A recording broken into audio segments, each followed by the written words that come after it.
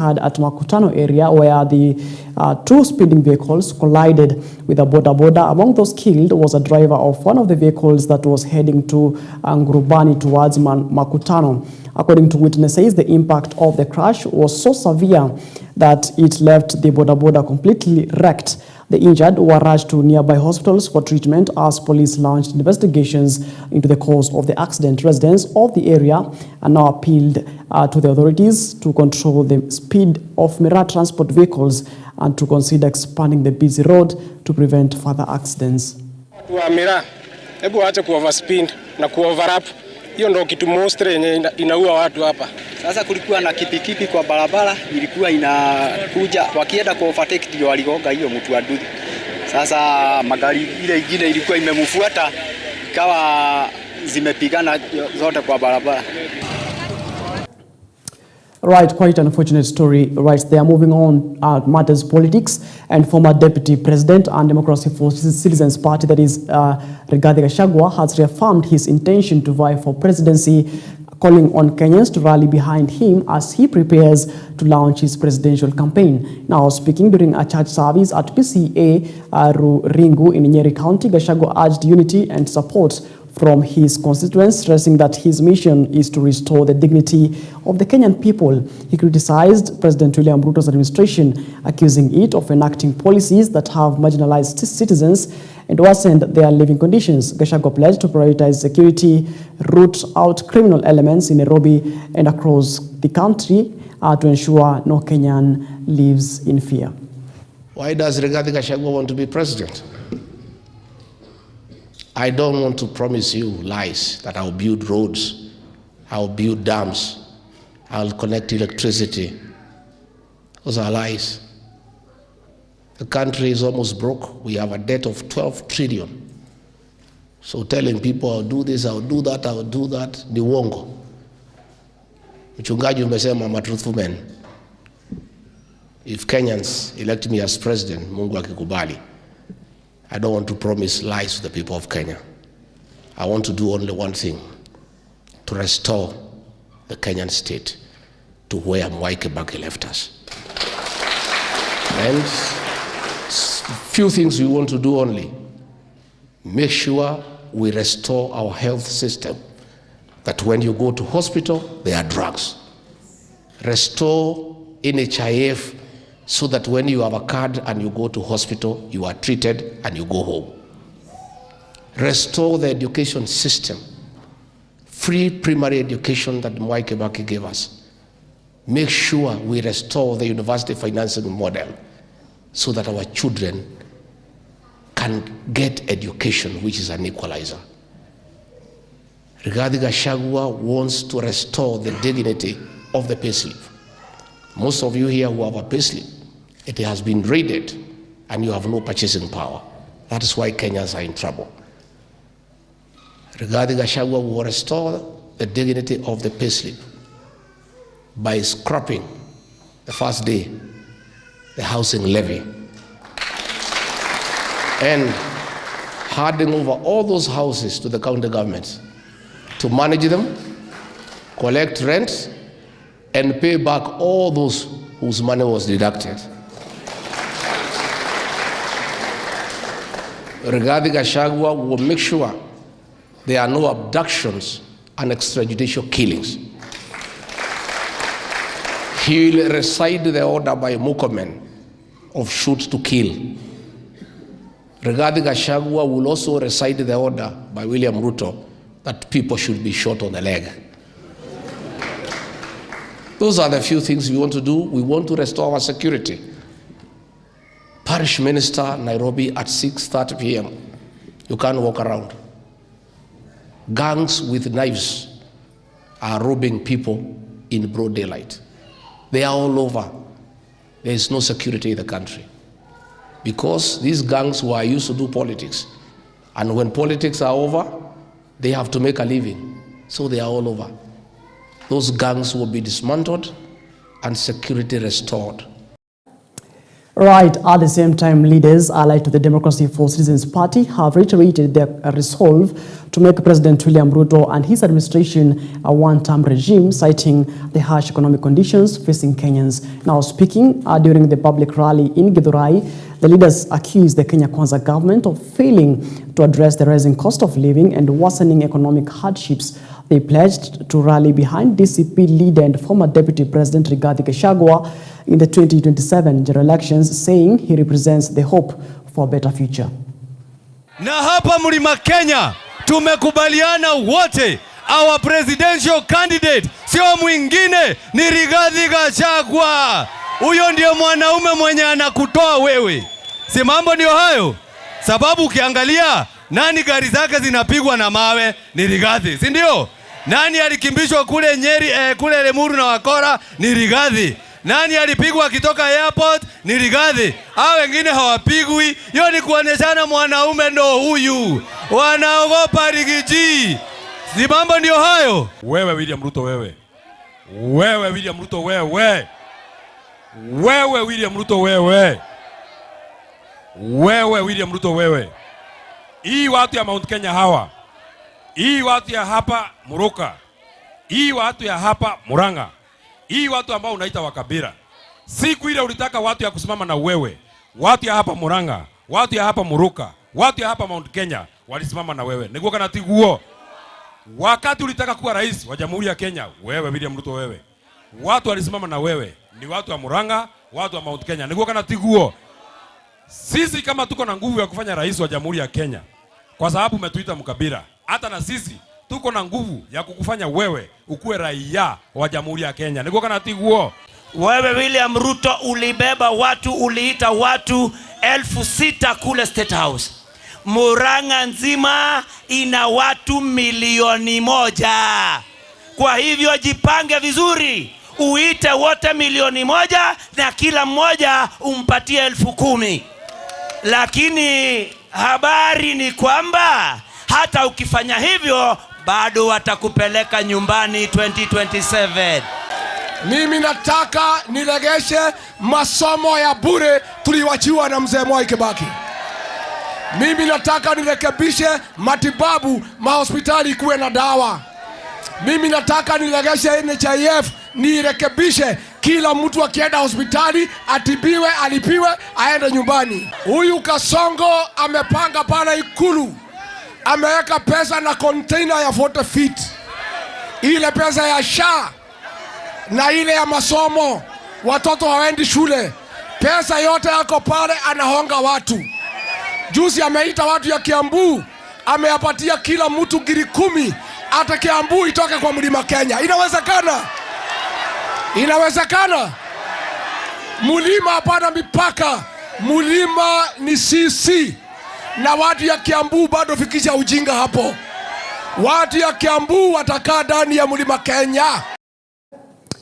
Right, moving on, at the same time, the United Democratic Alliance, that is UDA leaders, have strongly criticized former Deputy President and Democracy for Citizens Party leader Rigathi Gachagua over his recent remarks urging Mount Kenya leaders to boycott President William Ruto's meetings at State House. Now, speaking on Sunday, the UDA leaders accused Gachagua of pursuing divisive politics that threaten national unity and the region's political cohesion. Now, they said Gachagua has no mandate to speak on behalf of Mount Kenya region, adding that his statements are aimed at creating unnecessary tensions and undermining the government agenda.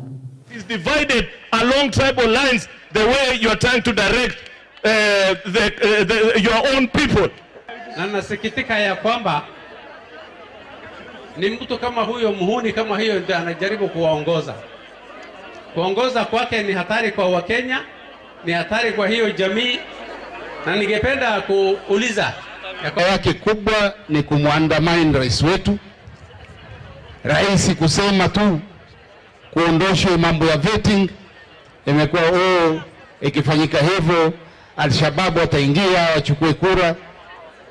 Al-Shabaab Right, moving on, still matters politics, tensions amounting within the Orange Democratic Movement just weeks before the party's 20th anniversary celebrations as top leaders clash publicly over support for the broad-based government and the party's direction ahead of the 2027 general elections. Now, the rift was triggered by ODM Secretary General, that is Edwin Sifuna, who recently suggested that the party should field its own presidential candidate in 2027. Now, his remarks were met with backlash from senior party leaders, including Homa Bay Governor, that is Gladys Suanga, and Suna 8th Member of Parliament, that is Junet Mohamed, who insists that ODM should continue supporting President William Ruto's administration. In a clear show of defiance, Cabinet Secretary for Maritime and Blue Economy Hassan Joho declared his backing for Ruto's re-election bid. Tukiwa hapa, nataka niwaambie wafuasi wa chama cha ODM kwamba chama cha ODM kina wafuasi zaidi ya milioni 5. Haitarajiwi kwamba tutakubaliana kwa kila kitu ama tutaona jambo kwa mtazamo mmoja. Kila mtu ana yake. Kuna mbunge ametoka hapa, rafiki yangu, yeye anaongea mambo yake na Ruto.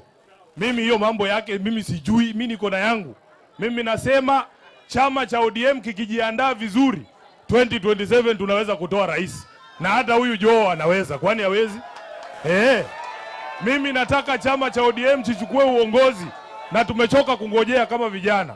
Mwisho kabisa, hata kama tuna mtazamo tofauti, kitu ambacho nataka kuomba ni kwamba lazima kuwe na heshima kwa viongozi wa chama. Mimi kama katibu mkuu wa chama nina wabosi 3 peke yake. Joe alikuwa deputy wa Raila, na Oparanya deputy wa Raila, na baba mwenyewe wao walikuwa ni wadosi wangu. Tuko katika serikali ya broad-based. Tuko katika serikali ya broad-based ambayo inaongozwa na William Ruto kama wameshirikiana na baba Raila Amolo Odinga. Nimesikia katibu mkuu ya chama, nafikiri ameenda, akisema ya kwamba yeye hajui mambo ya Ruto. Sisi ndio tunajua mambo ya Ruto. Yeye labda hajui kwa sababu yeye siku hizi anatembea na mama anaitwa wa Mshomba.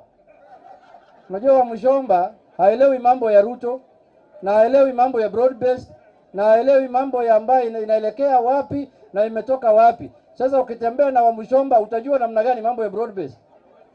Huwezi kujua. Sasa yeye nimesikia sasa hapa amesema mimi sijui mambo. Hiyo ni kweli yake. Na yeye ndio Secretary General yetu, lakini hajui mambo ya Ruto. Sisi ndio tunajua mambo ya Ruto na tuko katika broad-based government. Na mimi pia, kama unajua uko chini yangu kwa chama, pia mimi unionyeshe heshima. Otherwise unaonana mundu kwa mundu. Nasikia mpaka ma-MCA na wengine wameteuliwa katika chama cha ODM, lakini wanakuja kukudharau. Niwaambie wasione simba amenyeshewa akadhani ni paka, wajue kwamba utatoa makucha na watafurahia. Na mimi kama wenyekiti wa chama nimesimamia mambo ya nidhamu. Na mimi nataka branches ya hapa chini waandike barua kwa mwenyekiti wa chama ili wale watu ambao wamekosa nidhamu kwa deputy party leader waweze kuchukuliwa ile hatua ambayo inatakikana. 27 tuko na rais wetu, 2032 twakitaka hicho kiti. Twakitaka. Ama mwelewe hiyo. Now, Wiper Party leader Kalonzo Musyoka has called on President William Ruto to clarify the presence of Jubaland armed forces inside Mandera County, alleging that foreign troops have disrupted learning and caused panic among residents. Now, speaking to the press, Kalonzo claimed that the Jubaland forces, fully armed with combat gear and sophisticated rifles, have crossed into Kenya and occupied the local primary school. Now, he said the soldiers' presence has forced children out of class and left residents living in fear. Now, Kalonzo demanded an immediate government response, urging authorities to protect Kenya's territorial integrity and ensure the safety of citizens in Mandera. Somalia kimeumana, watu wameingia Mandera. Jeshi Mandera. Wasomali wa Mandera vile mnahofia hapa wanakimbia kujificha. Wameingiliwa na jeshi kutoka Jubaland. Na watu wanasema, msituogope, tumeelewana na wakubwa wenu. Mabuti. Now, the Public Service Cabinet Secretary Geoffrey Ruku has strongly criticized former Deputy President and Democracy for Citizens Party leader Rigathi Gachagua for failing to field a candidate in the upcoming Mbeere North parliamentary by-election. Now, speaking on Sunday, Ruku said the DCP's withdrawal from the race is a clear indication of the dwindling political influence of Gachagua and his party. He further noted that the party's decision to support a candidate from the Democratic Party, that is DP, instead of presenting its own contender in a major political setback for Gachagua's ambitions ahead of the 2027 general elections. Nasema wale ambao wanataka kufika hapa Mbeere North, wale wanasema ndio kingpin ati ya mlima, hawana candidate yoyote katika Mbeere North na wako na chama. Wameshinda huku wakisunguka hii kona ya mlima ati wakisema wao ni ondari. Kama nyinyi ni ondari, kwa nini hauna candidate yako ambayo inawania kiti ya mbunge ya Mbeere North kama wewe ni ondari? Umesunguka hapo ukisema ati hii ni mlima Kenya. Sisi tunasema watu ya Mbeere North wanataka maendeleo, wanataka barabara, wanataka maji. All right, moving on, still matters politics. The government officials and political leaders allied to the Kenya Kwanza administration from the Mount Kenya region have urged residents to support President William Ruto's government, citing major benefits from ongoing development projects. Now, speaking during a meeting in Embu County, the team led by Public Health Principal Secretary Mary Modhoni, Embu Governor Cecily Mbarire, and Kenya Revenue Authority Board Chair Nderito Mureithi said the region has reaped significant gains in agriculture, healthcare, and infrastructure. The group also encouraged residents to register for the newly established Social Health Authority Insurance Scheme, assuring them that it would provide quality and affordable healthcare. Mtu anakuambia usijiandikishe kwa sababu yeye akona kadi ya kumpeleka UK, akona kadi ya kumpeleka India, akona kadi ya kumpeleka kila mahali, hata US kwenye anataka kwenda kutibiwa. Wewe uko na hiyo kadi? Akikuja kwenu tumuambie potelea? Apotelee wapi? Na kama sisi watu wa Embu tunasema asanti kwa ile kazi ametufanyia, tunasema asanti kwa masoko ile ametujengea, tunasema asanti kwa sababu tuko na industrial park kubwa sana kule Mashanga ambaye inakaribia kumalizika ya $500 million Kenya shillings, ambapo walitupatia 250 million. Democracy cannot function if you cannot tolerate the ideas of your neighbor. Na sio lazima jirani yako akubaliane na wewe. Hiyo sio demokrasia. Jirani yako atakuwa na idea tofauti, na hiyo ni sawa, hiyo ndio demokrasia. Right, now moving on, the head of state, that is President William Ruto, has reiterated his commitment to expanding the chapel within State House Nairobi, despite a court order halting the project. Now, speaking during a Sunday service at State House, the president said that the current worship space is too small for the growing number of congregants attending services. He expressed confidence that the expansion plans will eventually proceed, describing the project as necessary to accommodate worshippers. However, his remarks come in the wake of a court directive issued by Justice Chacha Mwita stopping any construction of worship facilities at State House until a case challenging the project is heard and determined. Now, the court order, which is set to remain in force until November 18th this year, temporarily suspends the projects amid a legal dispute filed by petitioners who argue that the development violates constitutional provisions.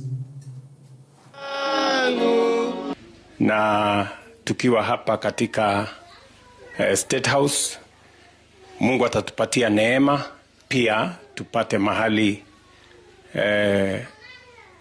pengine ambayo tutapata nafasi ya kuabudu bila ya watu wengine kukaa nje.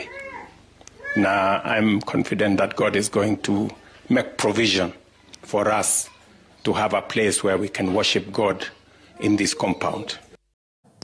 Now, the Democratic Action Party of Kenya, that is the DAPK, has officially launched its campaigns in Malava constituency as it seeks to secure victory in the upcoming by-election scheduled for November 27th. Now led by party leader Eugene Wamalwa, DAP-K unveiled its candidate on Wednesday, that is Seth Panyako, and called on residents to rally behind him as the ideal choice to represent the constituency in the parliament.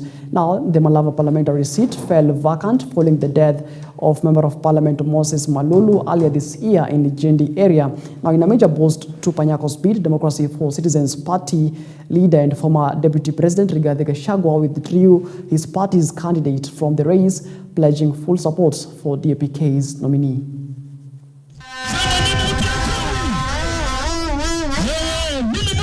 Ruto anatumia 60 million every day on every delegation.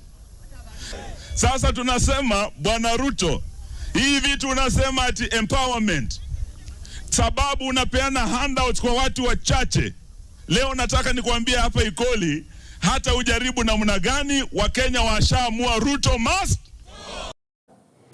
All right, moving on, the Central Organizations of Trade Union, that is COTU Secretary General Francis Atwoli, has commended President William Ruto for holding a consultative meeting with teachers to address the challenges facing the education sector. Now, speaking after the Saturday meeting held at State House, Atwoli said the gesture demonstrated the government's commitment to resolving workers' issues and fostering dialogue with key stakeholders. Now, the high-level forum brought together over 10,000 teachers drawn from various unions across the country. Now, Atwoli expressed optimism that the resolutions made during the meeting will lead to tangible improvements in working conditions for teachers and ultimately in the overall education system. The president has made a very wise move and a very fast move to make sure that he strengthens the arm of teaching and our education by meeting teachers and teachers fraternity. This has encouraged and has boosted the morale of teachers and the morale of parents who have their children in schools, and I know this will go a long way in making sure that our children in schools are okay, and all that are required to be done by teachers is done. All right, moving on to some tragic story. And a dormitory at St. Michael's Girls Boarding School in Kirinyaga was razed by fire on Sunday morning, leaving property destroyed, but no casualties, or the casualties reported. Now, according to school stakeholders, the dormitory housed at least 60 students, now all of whom were safely accounted for, as they were not inside the building at the time of the incident. Firefighters from the Kirinyaga County government promptly responded to the scene and successfully contained the blaze, preventing it from spreading to other school facilities. Now, the fire is reported to have started at around 9 a.m. when students were away from the dormitory. Preliminary reports suggest that the fire may have been caused by an electric fault, although investigations are still ongoing to determine the exact cause. Na tuko hapa St. Michael kwenye moto ilitokea kwa dom na dom imechomeka yote, lakini uzuri wazima moto wa kutoka katika kaunti ya Kirinyaga wamefika haraka pamoja na wananchi na wamesaidiana na moto ikakuwa ya kuzimika. Hii moto ilianza mwendo wa saa 3 hivi ambapo watoto hawakuwa kwa dom, but inasemekana ni kama ilikuwa ya stima, although hatuwezi sema ni stima kwa saa hii ama ni nini, because kwa sababu serikali iko karibu na inafanya uchunguzi. Kwa hivyo kile ningeomba ni tugoje tu serikali imalize uchunguzi wake, wajue kiini cha moto ni gani. Hiyo ingine ni vile tu tunafikiria tu ni stima. Ilikuwa inakaa watoto around 60 of them na wako salama. Kwa wazazi wenye wako na watoto huku, ningewaambia watulie, wasiwe na wasiwasi juu watoto wako salama. Hatuna watoto wenye wameumia. Hiyo ingine ni mambo na mali. Hiyo mali haina shinda as far as tuko na uzima ama watoto wako hai kwa sasa. Now, moving on to matters healthcare, AIC Litin Mission Hospital has achieved a major milestone after being upgraded to a level 5 health facility, marking a significant boost to healthcare services in the region. Now, speaking during the celebration of the hospital's elevation, management announced the launch of new modern services, including a fully equipped motion center for physical rehabilitation and a 24-hour registration department aimed at improving efficiency and patient care. Now, however, even as the community celebrates the achievement, the hospital is grappling with a heavy financial burden of more than 400 million Kenya shillings in unpaid health insurance claims. According to the hospital management, now defunct National Health Insurance Fund, that is NHIF, alone owes 186 million Kenya shillings with the newly established Social Health Authority, SHA, further adding to the pending debt.